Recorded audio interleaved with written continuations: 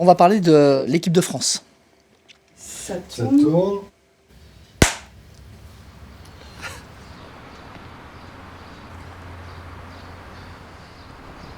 Je suis fière d'être français, mais moi, je supporte pas l'équipe de France. Je supporte pas l'équipe de France. Je préfère l'Argentine que l'équipe de France. Ouais, mais maintenant, quand la France elle joue contre qui que ce soit, je suis avec la France. Elle peut jouer contre le Brésil, contre l'Argentine, contre l'Italie, mais je serai français avant tout. Je suis avec l'équipe de France, mais quand je jouerai contre mon équipe préférée, je serai pas avec l'équipe de France. Moi, c'était Diego Maradona, mon joueur. Donc j'avais ce rapport avec l'Argentine. Quand on est jeune, on s'attache à des joueurs et après on les suit en fait. En 98, je supporte le Brésil. Il y avait R9. R9, c'était mon joueur, tu vois, à cette époque-là. Et genre, je voulais que le Brésil y gagne. C'est la première fois que la France est en finale de Coupe du monde de football. La France va être opposée au tenant du titre, le Brésil, qui a remporté 4 fois cette Coupe du monde. J'étais pas dans ce truc, je suis français, je veux que la France gagne. Ça, je m'en suis rendu compte après quand j'ai joué pour l'équipe de France. En 17 ans, qu'on gagne l'Euro, mais la sensation qu'on a eue à ce moment-là, que j'ai eue quand j'ai mis le but de la victoire, mais c'est indescriptible. Et c'est là que j'ai ressenti ce truc. Et c'est pour ça que mes plus grosses peines et déceptions, ça se passe avec l'équipe de France. Parce qu'après, j'ai eu ce truc où j'étais attaché au maillot. Moi, Samir, Ahmed, Karim, Hatem, on formait vraiment une petite famille. Comme on vient de quartiers populaires, on a plus ou moins tous la même mentalité. On était assez sûrs de nous aussi. On savait qu'on avait du talent, on savait qu'on était forts. On est un peu la première génération à avoir bousculé un petit peu les codes, tu vois. On arrivait en mode... on est venu là pour tout prendre, tu vois. Rien laisser à personne.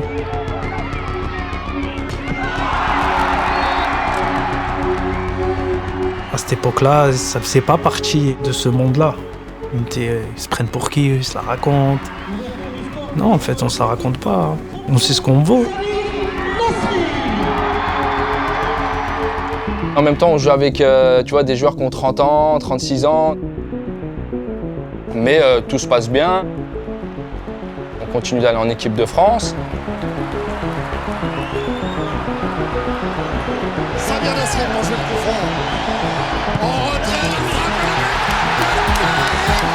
Benzema, première sélection en équipe de France et premier but. À cette époque-là, c'est idyllique avec l'équipe de France. Il y a Karim, on se connaît depuis les 16 ans. Il y avait les Marseillais aussi. Il y avait Franck qui était là, il y avait Djibril. Ça facilite ton intégration. Le centre, il est dégagé. Le but de Nasri. Samir Nasri. Et soudain, l'Euro 2008. Oui. Jeté complet. De A à Z.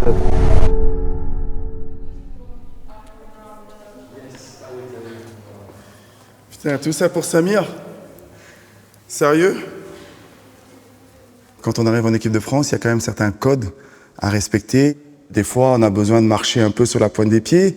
Et lui, il va arriver, il va mettre les 2 pieds dans le plat. Il n'avait pas peur des confrontations, il n'avait pas peur de dire ce qu'il pensait. Moi, j'ai adoré sa personnalité, j'ai adoré sa franchise. Mais des fois, la franchise, il y en a qui aiment un peu moins. Je me prends la tête avec William Gallas. On fait un exercice, on fait un jeu de possession, mais à une touche de balle. Je sais pas si c'est moi qui fais la passe ou si c'est Karim. On fait la passe à William Gallas. Lui, il perd le ballon et il nous gueule dessus, en fait.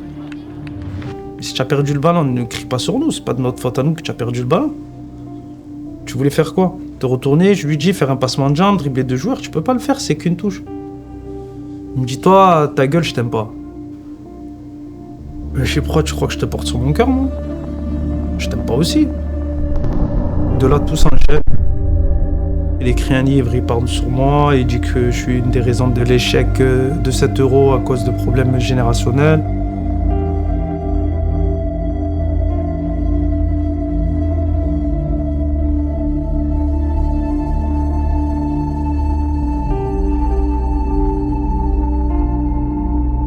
Il me met en cause, en gros, c'est moi qui a tout provoqué en 2008. Et ça, je l'accepte pas, tu vois. Il a parlé de la place avec Thierry Henry alors que ça a duré 3 secondes et demie et Thierry il avait sa place. Il y a plein de trucs qu'il a raconté dans son livre. Quand on parlait de code, en équipe de France, tu as des places, pas qui t'ont réservé, mais tu as certaines habitudes. Et c'est vrai que William ou moi-même, on avait toujours des places dans le bus où on aimait être parce que c'était nos habitudes, on va dire. Et ces habitudes, c'était des habitudes d'anciens. Galas, il me dit tu vas te lever, tout ça et tout, c'est la place de Thierry. Et Patrick, pour rigoler, il vient, il dit je fais un pari, moi, avec eux, genre tu vas pas te lever, tout ça et tout. Et pour le pari de Patrick, j'ai fait le mec qui restait, tu vois. Je faisais exprès d'avoir de la musique dans mes oreilles. Et quand Thierry est venu, il a dit les petits ils savent pas, tu vois, c'est la place de qui, tu sais et tout. Et moi je fais mec, n'entendez pas. Et après il m'a tapé comme ça, il m'a fait c'est ma place. Et moi j'ai joué le jeu pendant 5 minutes, je me suis tourné comme ça derrière, je dis y a pas ton nom. Donc j'ai remis le casque et là j'ai mis la musique pour de vrai, tu vois. Et après, tout le monde derrière, il crie « Ah !» et tout, « Je vous avais dit quoi ?» et tout. Et après, Thierry, il me dit « Non, s'il te plaît, vas-y, c'est ma place. » Je dis « Ouais, pas de problème. » Je me suis levé, je lui ai dit « C'est sa place. » C'est une histoire banale, en fin de compte, quoi. Mais c'est vrai que ouais, Samir était capable de faire chier son monde et de prendre la place de quelqu'un pour lui faire chier, ouais.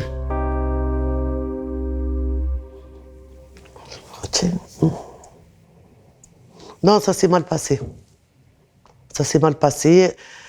Après cet épisode, j'ai dit à Samir, laisse tomber l'équipe de France.